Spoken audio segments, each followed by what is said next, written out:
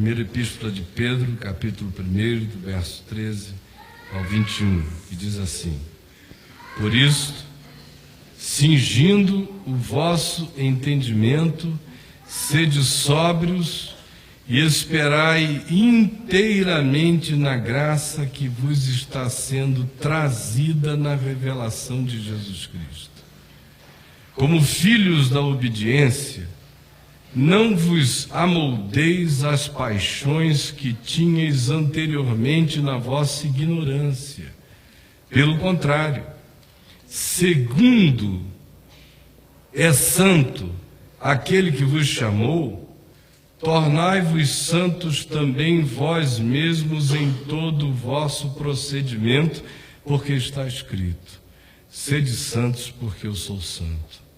Ora, se invocais como Pai aquele que, sem acepção de pessoas, julga segundo as obras de cada um, portai-vos com temor durante o tempo da vossa peregrinação, sabendo que não foi mediante coisas corruptíveis, como prata ou ouro, que fostes resgatados do vosso fútil procedimento que vossos pais vos legaram, mas pelo precioso sangue, como de cordeiro sem defeito e sem mácula, o sangue de Cristo, conhecido com efeito antes da fundação do mundo, porém manifesto no fim dos tempos por amor de vós, que por meio dele tendes fé em Deus, o qual o ressuscitou de entre os mortos e lhe deu glória, de sorte que a vossa fé e esperança estejam em Deus.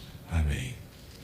Eu quero só repetir o que diz o verso 18, sabendo que não foi mediante coisas corruptíveis, como prata ou ouro, que fostes resgatados do vosso fútil procedimento que os vossos pais vos legaram, mas pelo precioso sangue, como de cordeiro sem defeito e sem mácula, o sangue de Cristo.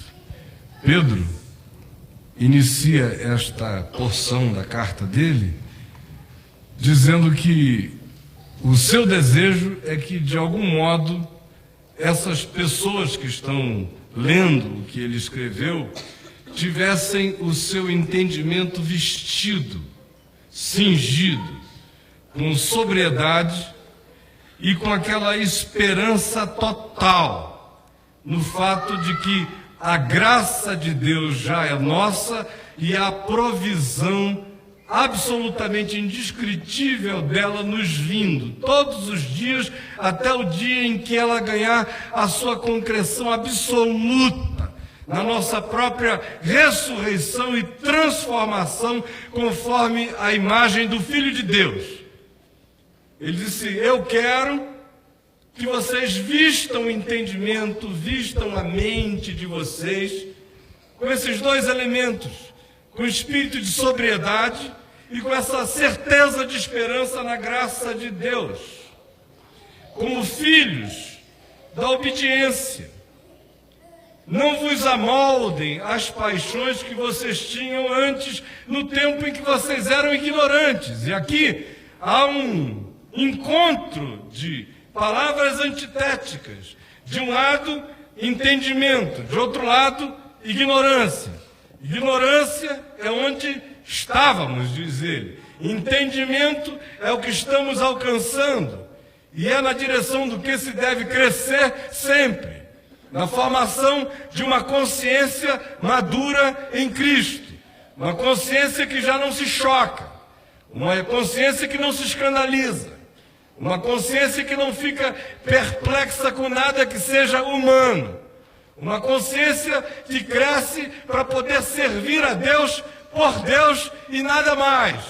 Uma consciência que afirma para nós mesmos que nós estamos tão enraizados na certeza do amor de Deus e no chão da graça, que nós não temos mais nenhuma outra cogitação para fora disso, porque a gente compreendeu, discerniu e foi marcado de maneira visceral pela realidade de que a nossa vida só é possível com qualidade eterna em Cristo. Então ele faz um contraponto entre a ignorância, que é caracterizada, segundo ele, pelas paixões nas quais andávamos anteriormente, que é uma vida movida à base da alma, o tempo todo, só de pulsões. Como eu já falei inúmeras outras vezes aqui, aquele ser que vive de explosões do magma do inconsciente. Ele está sempre partindo para ações à revelia, ou não sabe nem por que as praticou, ou frequentemente se pergunta por que fez aquilo, e toda hora se descobre num estado de pululância angustiada, porque o poder das paixões é este.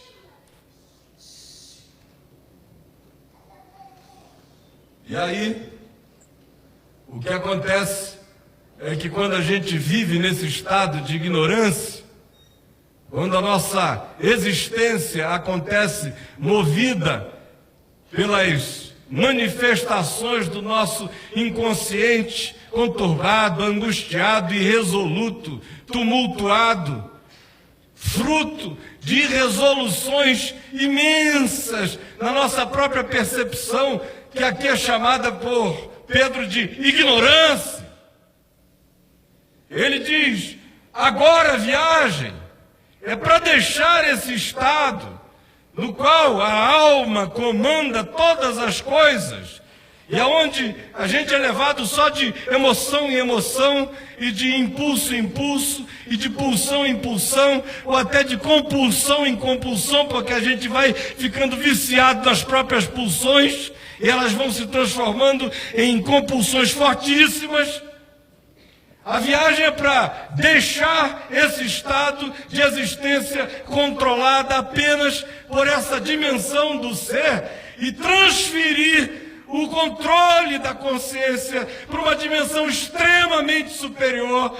Em outras palavras, conforme disse Paulo, é para deixar o estado no qual se vive como homos psíquicos, homem da psique, homem da alma, homem natural, homem apenas levado por instintos e nada mais. E às vezes, mais do que instintos, eles se transformam mesmo em compulsões dentro de nós, de tal modo que o indivíduo já nem necessita, mas agora ele necessita necessitar algo do que ele já nem necessita. A viagem é para sair daqui desse estado, do homem natural, ou conforme Paulo, ou de acordo com Pedro, das paixões nas quais anteriormente vivíamos na nossa ignorância, e caminharmos, conforme Pedro, para esse mundo do entendimento. Entendimento que nos reveste de sobriedade, de equilíbrio, de bom senso, e um entendimento que se renova, que se alimenta, que não se fixa, que não se deixa paralisar, que não se estagna, porque ele é o tempo todo motivado por essa manifestação da graça crescente de Deus em nós, que hoje já está presente, que amanhã se tornará mais presente e que um dia vai se tornar absolutamente manifestada em nós, nos transformando por completo.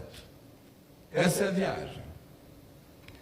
Vem do mundo de pathos, de paixão, só dessa coisa que acaba, muitas vezes, quando se torna a senhora da nossa existência, patologizando a nossa vida, nos surtando.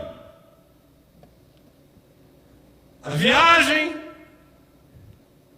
é para que esse estado, que hoje é o estado que nos domina, dê lugar à consciência, ao entendimento, para que o homem natural, que não discerne as coisas espirituais, porque elas só se discernem espiritualmente, cresça, se renda, se entregue, ambicione, busque se tornar cada vez mais homos psíquicos, de homos psíquicos em homos pneumáticos, em homem espiritual. Na linguagem de Pedro, em alguém que está crescendo no entendimento, se revestindo de sobriedade e se animando todo dia na graça de Deus, que é o que mantém o processo do entendimento renovado em nós. Isto posto, ele vem e outra vez apresenta para nós dois paradoxos, duas realidades que são mais do que paradoxais, elas são de fato antitéticas na nossa percepção imediata. Ele chega e diz: sabendo que não foi mediante coisas corruptíveis como prata ou ouro que fostes resgatados do vosso fútil procedimento que os vossos pais vos legaram, mas pelo precioso sangue, como de cordeiro sem defeito e sem mácula, o sangue de Cristo. Lá era: deixem o estado de uma existência que é movida simplesmente por emulações, paixões, pulsões, compulsões, ações à revelia, angústias, arrependimentos, tristezas. Ao contrário, é para deixar isto e é para subordinar, na linguagem dele, de Pedro, como filhos da obediência, é para buscar o entendimento, para que a vida já não seja movida por aquilo que não tem entendimento, que é só energia e pulsão, e passe a ser uma vida guiada por entendimento, sobriedade e esperança crescente na graça. Essa é a viagem. Agora ele chega aqui e diz o seguinte: que essa viagem tem que ser feita, e ela só pode ser feita se a gente entender outra vez o elemento antitético. Primeiro, é que nós somos como somos porque nós carregamos uma herança, um legado que não é legado de vida, é legado de vazio, de vanidade. Pedro diz: porque não foi com prata ou ouro ou mediante coisas corruptíveis que nós fomos comprados do vão procedimento que os nossos pais nos legaram. Esse é o legado, essa é a herança. Vão procedimento. Não foi mediante qualquer barganha, não foi mediante qualquer poder, que nós fomos comprados do vão procedimento que era a nossa herança, que é esse caminho que Pedro define no início como sendo movido apenas pela alma, pelas paixões da ignorância. Essas paixões da ignorância são o legado que a gente recebeu. E ninguém deixa esse legado fazendo curso de autoajuda. Ninguém deixa esse legado fazendo um curso de filosofia, ou de psicologia, ou de qualquer outra coisa que pretenda ajudar as pessoas a chegarem perto da essência da compreensão da existência humana.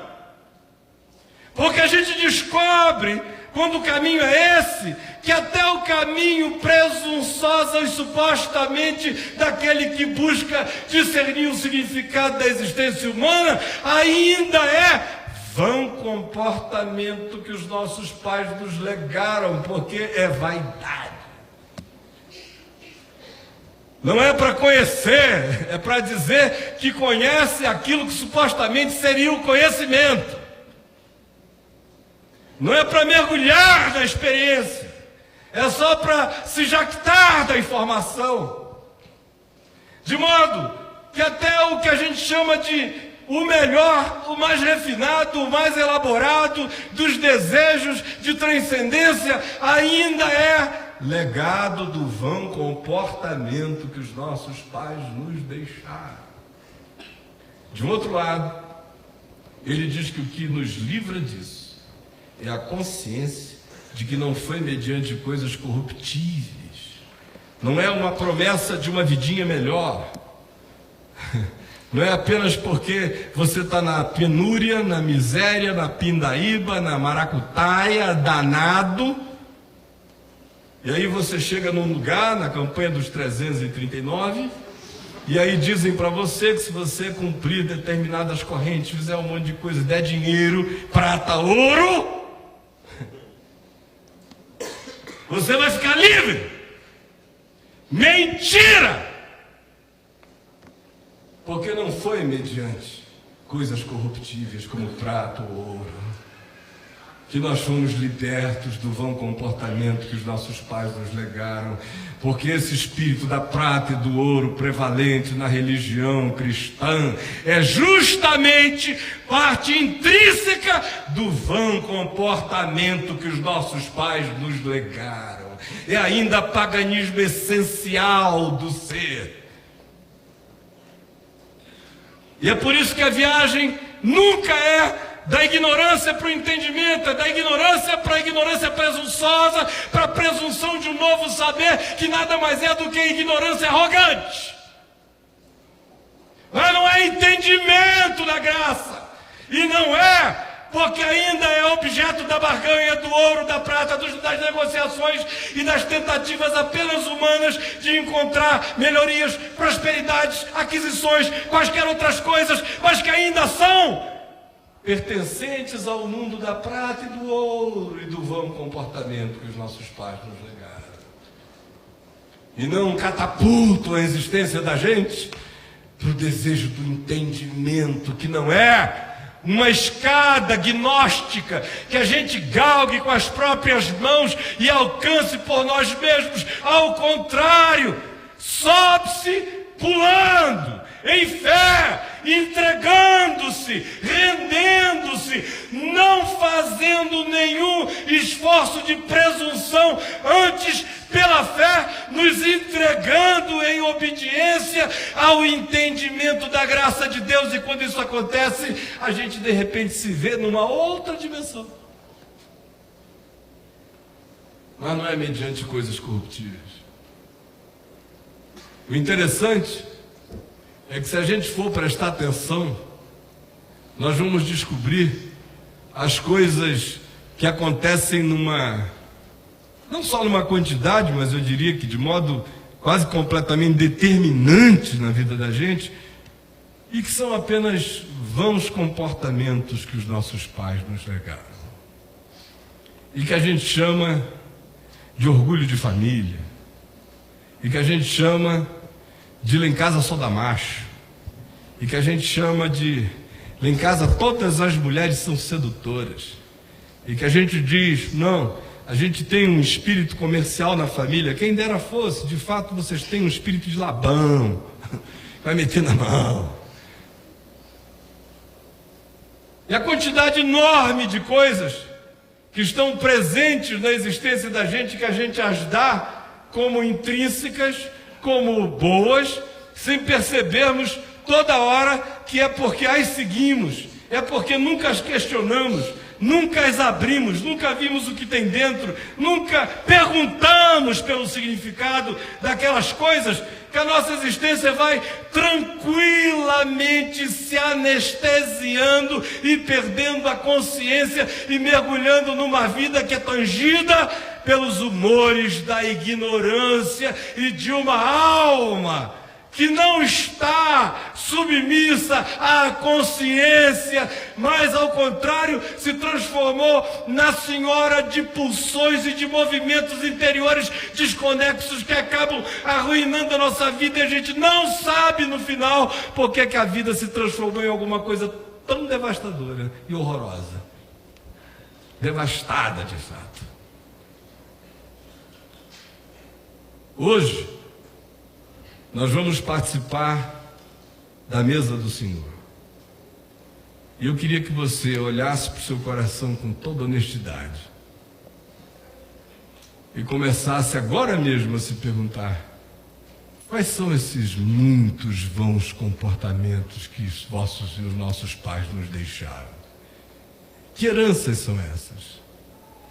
Toda hora eu fico ouvindo pessoas falarem de quebra de maldições, que é uma invenção na boa cumba da religião cristã. Quebra de maldições. Regressão. Tem uns malucos aí fazendo umas regressões enlouquecedoras. De vez em quando eu atendo alguém que veio dessas igrejas das regressões. Cara doidinho. Toda hora eu vejo o indivíduo regredir num processo de regressão que não regride nada, só regride tudo mesmo. O cara regride mesmo. De onde é que você está vindo? Ele não está vindo, ele ficou lá. E na maioria das vezes é vítima de uma indução psicológica. Vão dizendo para ele o que ele tem que ver. Procura aí dentro, a tua mãe te deixou, teu pai não gostava de ti, não sei o que. O cara vai achando, vai criando aquele mundo todo lá dentro. Sai de lá, o pai era legal, ele está com ódio dele, a mãe era uma maravilha. Diz: calhor da jararaca, o que você fez comigo?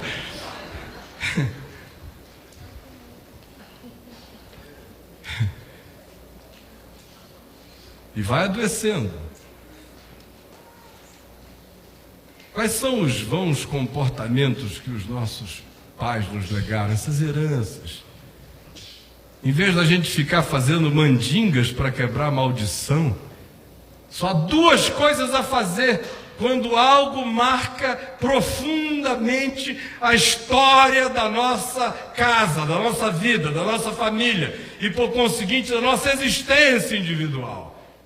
A primeira é crermos que em Jesus toda maldição foi quebrada, porque o escrito de maldições e dívidas que havia contra mim e que constava de ordenanças foi inteiramente removido e encravado na cruz. Quando eu creio que isso está rasgado, tomo posse pela fé, minha mente fica automaticamente livre do vício de seguir o karma dessa coisa. E a segunda que eu preciso fazer: eu não ter medo de olhar para quem eu sou, para quem é meu pai, quem é minha mãe, quem são aqueles de quem eu descendo, qual a estrutura de arquitetura da vida que me trouxe até aqui, compreender quem eles são, para aprender a honrá-los, que significa melhorá-los em mim. E aí, quando sem medo eu começo a olhar as coisas como elas são, eu tenho a chance, não de quebrar a maldição como se fosse uma macumba, uma corrente maligna, com um anti-contra-despacho, ou com passes evangélicos mágicos.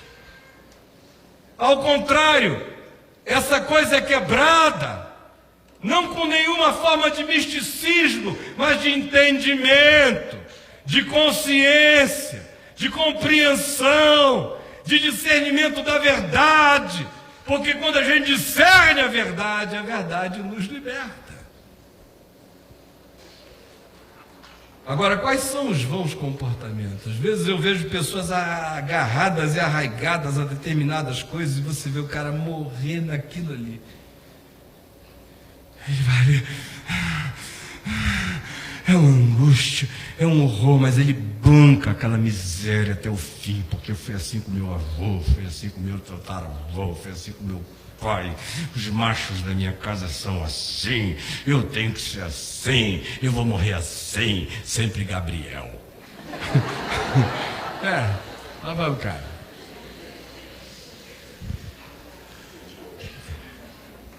Porque a herança que os nossos pais nos deixaram é morte.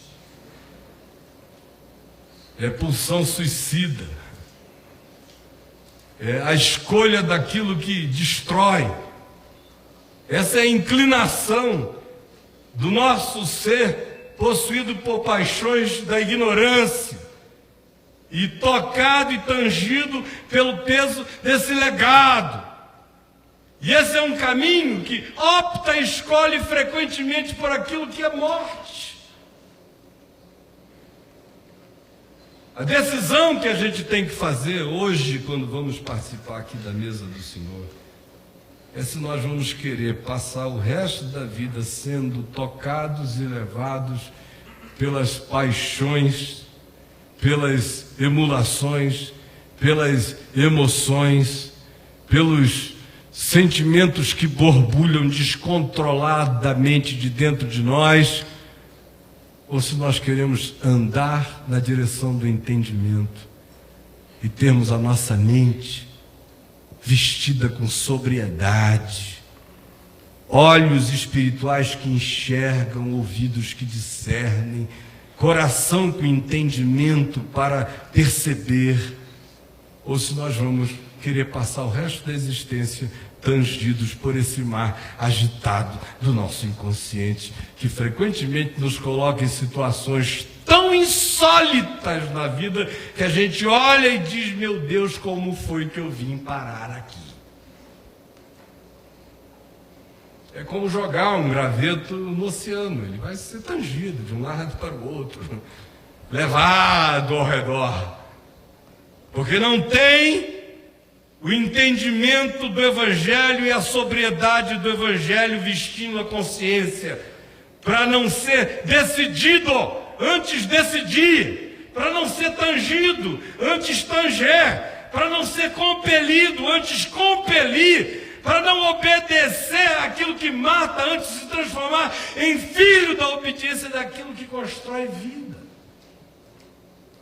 Mas isso só é possível quando o meu coração fica sabendo que não há barganha nenhuma, que não há nenhum retoque, que não há nenhuma melhoria, que não há nenhum paliativo, que não há nada que não sendo a rendição da consciência grata à certeza de que nós fomos comprados não por coisas corruptíveis, mas incorruptíveis, e pelo sangue do Cordeiro, conhecido antes da fundação do mundo e manifesto a nós agora. Nenhum de nós, sem essa consciência, sem essa disposição em fé, sem essa alegria de gratidão, sem esse entendimento, se dispõe a iniciar o processo de sair quebrando o vão comportamento. Porque é só quando a gente encara esse legado como algo corruptível, como uma coisa que não precisa estar presente em nós, a menos que traga contribuições e seja boa, do contrário, precisa ser depurada, largada, abandonada, porque o que nos interessa é caminhar na direção daquilo que gera incorruptibilidade. Isso não se associa e não nasce do chão das pulsões que não se submetem à consciência, ao contrário. essa vida incorruptível e que vai crescendo na consciência e na direção de ser absorvida plenamente pela vida de Deus, só acontece quando, pela consciência do preço pago, do resgate havido, da grande salvação que precede a própria criação, porque a redenção é que foi o ambiente no qual todas as coisas foram criadas, porque antes de Deus dizer haja luz, Ele disse haja cruz, porque o Cordeiro foi imolado antes da fundação do mundo. Portanto, a minha vida e a de todos os entes e todas as criaturas e todas as coisas que já foram feitas existam, tenham existido ou venham a existir, procedem dele, têm seu significado nele, e eu mesmo só encontro poder na terra para fazer a viagem de um mundo pessoal, interior, tangido e tocado por pulsões que brotam a revelia, deixando a minha alma aflita guiar os meus caminhos e me destruir. Ao contrário, a única coisa que me projeta para o outro lado e para esse caminho sobremodo excelente é se o meu coração puder discernir com toda a gratidão que eu já nasci acolhido, que eu fui criado com um propósito que transcende a todas as doenças do vão comportamento que me foi legado. E se eu olho para a realidade desse resgate que aconteceu antes da própria criação, de modo que eu já fui criado, resgatado e chamado para crescer, para sair de um estado de ameba na consciência e crescer para um entendimento, para que a minha vida não seja levada, ao contrário, ela seja rendida a quem me guia e me guia em vereda de vida. Então hoje, quando nós formos tomar do cálice, comer do pão, eu estou convidando você em nome de Jesus a olhar para o coração e dizer quais são esses vãos comportamentos que se estratificaram, que se enraizaram, que eu chamo de minha vida e que de fato é minha morte, que eu trato como um pet, como um bichinho de estimação no meu ser, mas de fato é um monstro que me engole e que eu faço cafuné nele, mas ele está me destruindo. Quais são esses vãos comportamentos? Olhe para o coração, porque nós vamos participar da mesa do Senhor com essa intenção e com esse espírito e com essa vontade interior de que hoje seja uma noite de muita libertação na graça de Deus para todos nós, em nome de Jesus.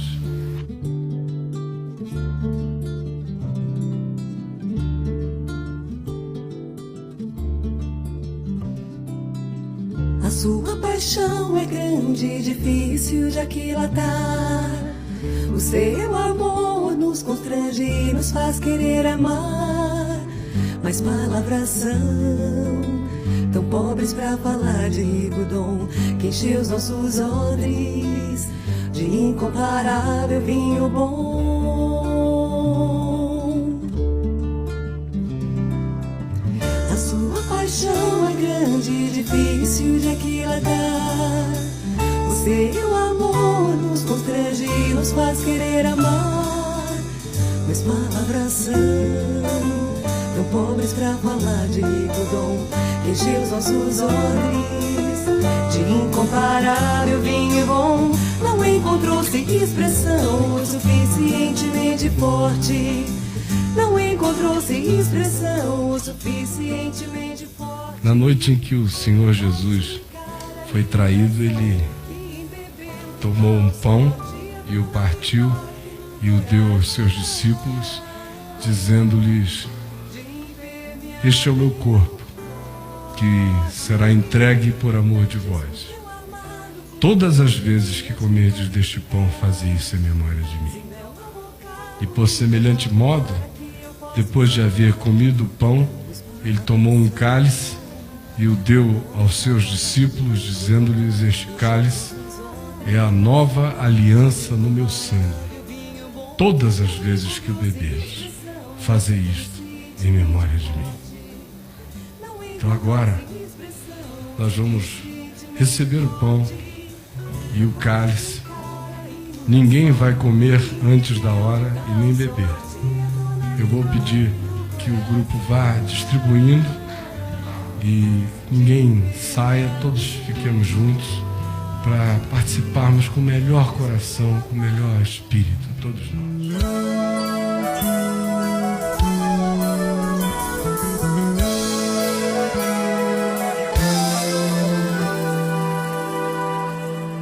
Bem distante no horizonte, quando amanhecer, a correr eu vou sair.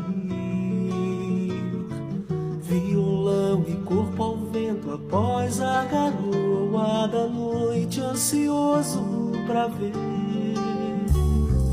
o despontar deslumbrante de cores diversas no céu, decorando a paisagem do dia, aos poetas trazendo poesia, pois renasce o arco-íris, promessa inventada por Deus. Uma frase, um acorde, a cor de uma canção, simples qualquer coisa assim. Como brisa em primavera, o sol no verão, um poema de amor dentro em mim. Pois é preciso cantar, e existe um motivo maior pra viver, pra sorrir, pra lutar, que devolve a esperança no olhar. É Jesus a promessa de Deus que nos faz restaurar.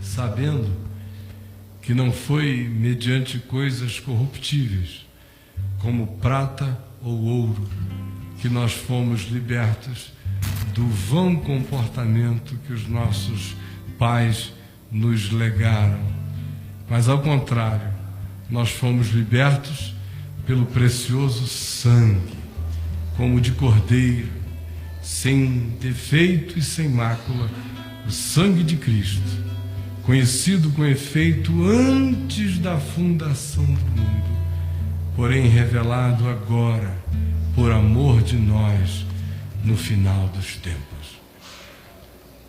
Ao Cordeiro que foi morto, seja a honra e a glória, e o domínio, e o poder, e o louvor, desde agora e para sempre. Aquele que entregou seu corpo para ser rasgado e que nos serviu a sua própria carne como pão, aquele que derramou o seu sangue e serviu o seu próprio sangue como vinho de uma aliança nova. Nele, nós todos estamos aqui. Em nome dele, queremos comer do pão da vida, beber do cálice da aliança eterna, rompermos com padrões e paradigmas e vícios antigos, enraizados em nossa ignorância, controladores de nossa alma, impulsionadores da nossa existência para um caminho de morte, muitas vezes, por causa da consciência de que nós temos dono e que fomos resgatados antes mesmo de existir, já nascemos para Ele. Por causa dessa consciência que nós queremos comer do pão e beber do cálice como quem toma decisões quanto à deixar a ignorância, o legado, os vícios de mente, de alma, de pensamento, deixar aqui as nossas honras familiares, as nossas dignidades estúpidas, alguns daqueles que são os princípios que a gente preza, que nada mais são do que os animadores da nossa hostilidade e violência. Deixar tudo isso, que na ignorância se chama de virtude, mas na luz do Evangelho a gente discerne como vão comportamento que os nossos pais nos legaram. E além desses, aqueles muitos outros que se transformam explicitamente em caminho de morte, sem nenhuma sutileza na nossa vida. Hoje, comendo desse pão, bebendo deste cálice em memória de Jesus, nós dizemos, nós cremos que fomos libertos, não por prata, nem por ouro, e nem por vontade própria, mas por um desígnio que precedeu a nossa própria criação, de tal modo que nós queremos escolher andarmos no caminho para o qual nós fomos criados, e não na perversão dele, que é o produto e é o legado inconsciente que os nossos pais nos deixaram e que nós abraçamos muitas vezes para nossa própria destruição. Esta é hora de verdade, e na presença do Deus da verdade não tenha medo de dizer: papai, isso fica fora, mamãe, isso não tem mais lugar na minha vida. Família, eu sei que vocês todos são assim, eu não os estou desonrando, em nome de Jesus eu os estou honrando, porque eu estou desistindo dessa prática que nós acalentamos como preciosa e que é a razão de nós sermos tão infelizes como somos. Eu hoje tive esse discernimento e, na verdade, eu sou liberto, porque eu fui comprado por um sangue eterno, que me chama a vida para esse sentido absoluto em Jesus Cristo. Eu vim dele e eu volto para ele. E é em nome dele que todos nós vamos comer o pão e beber do vinho.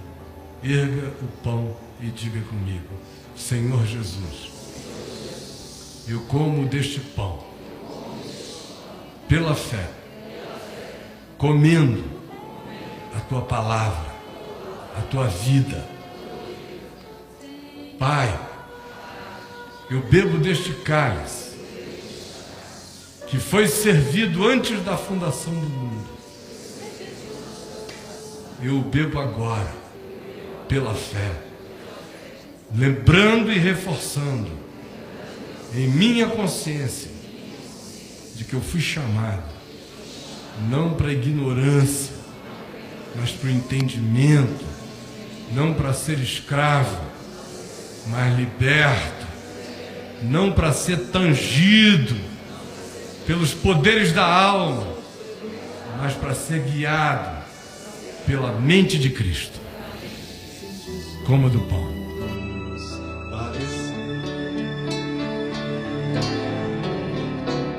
Sim, Cristo entregou sua vida de forma espontânea, ele a deu. Ninguém poderia obrigá-lo, foi seu próprio amor que o moveu. Por isso reina acima dos céus e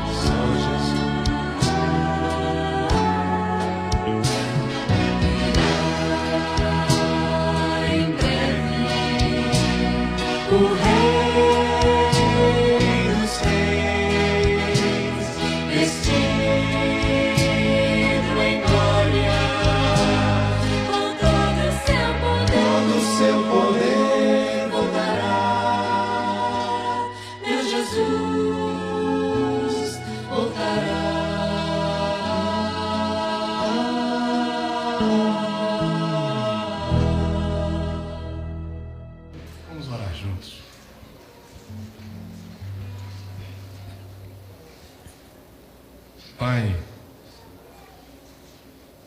Tu és aquele que perdoas todas as nossas iniquidades e que curas todas as nossas enfermidades, que muitas vezes da cova redimes a nossa vida e renovas a nossa vida em Ti, de modo que ela ganha os impulsos da águia.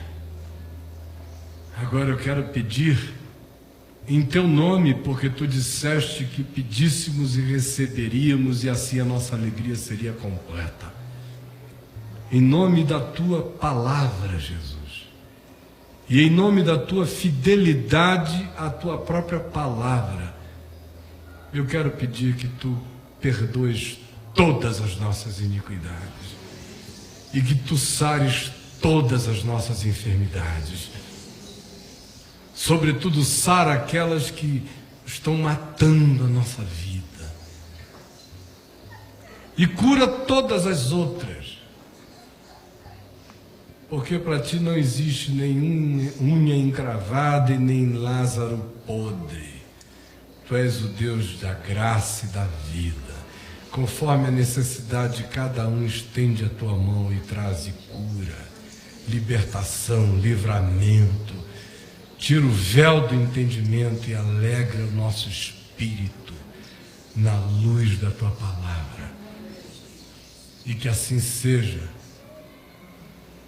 porque todos nós estejamos seguindo o único pastor eterno, o pastor do sangue da nova aliança, aquele que é o protetor da nossa vida, o nosso escudo e a nossa segurança.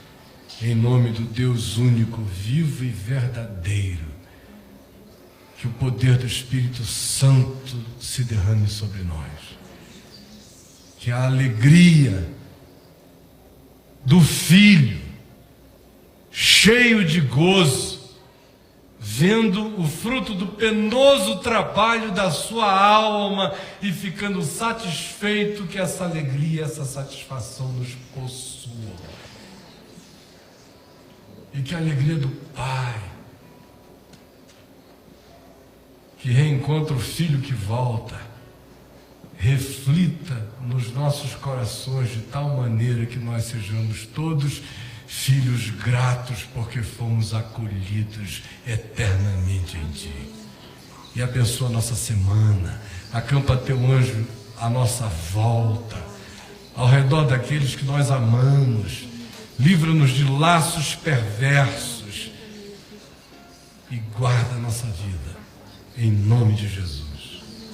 Amém. Para cantar essa canção comigo, eu quero convidar a Dani. Gostaria que vocês aplaudissem a Deus pela vida dela.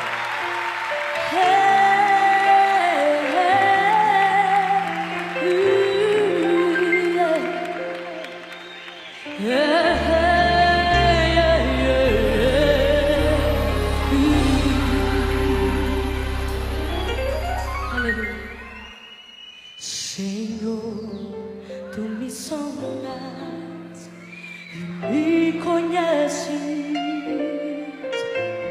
Sabes quando assento e levanto.